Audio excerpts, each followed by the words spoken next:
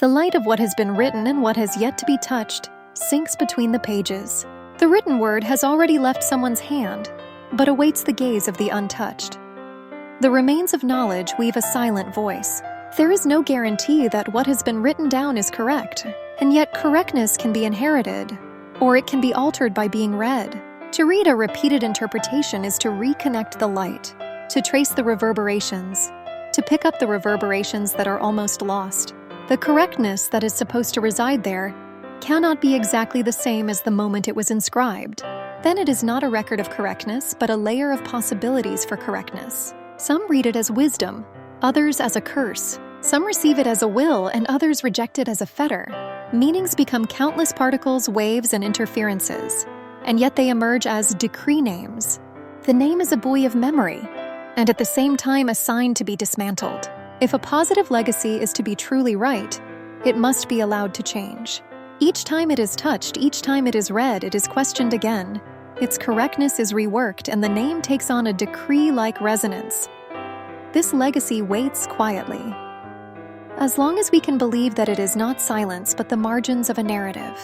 Words folded in the folds of time will shine as a legacy. They are mere remnants but still echoes that must be passed on.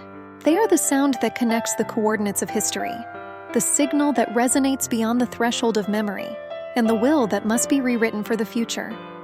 But the name is not static. It fluctuates like the wind, branching out into myriad meanings at the hands of interpretation. If it is only a relic, then there is only a deposit of dead letters. But if it is a name that continues to resonate, it invites new interpretations and creates ripples in time. A positive legacy is something that transforms but does not disappear. A name is a name that carries as much meaning as the number of people who call it. When the name is called, it is not as a tranquil legacy, but as a seed that creates the future, sprouting again in this world. Who will be able to decipher the name of the legacy that sinks in the thin stream of memory? The dust of a bygone world, still pregnant with light, becomes a silent fame that lurks in the folds of time.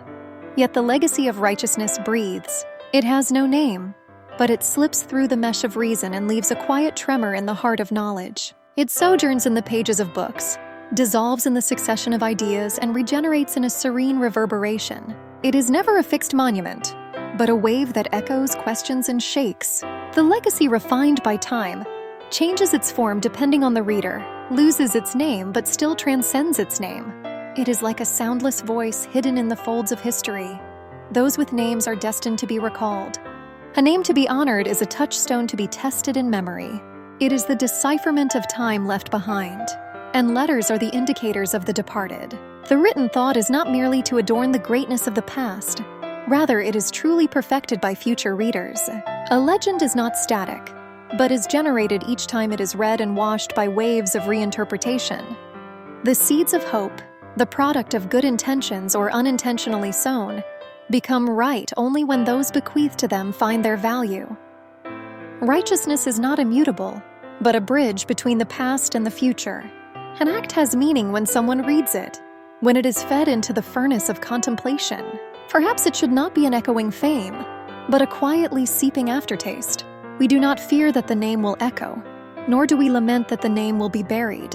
The legacy is evoked by the hand of the reader, and the essence of the name emerges only after its decipherment.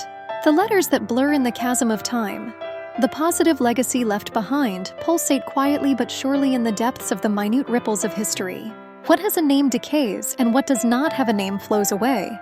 However, if the echoes of these names are folded together like light and weave the future, then a decree name is simply a judgment. Who will inherit it? The touch of its succession? Who will spin the name? And what will be the temperature of the words? It is not the name that should be handed down, but the will left behind beyond the name. If you look through the light, you will see what is fading away. If we become accustomed to the shadows, some things will be revealed. What is righteousness and what is a legacy?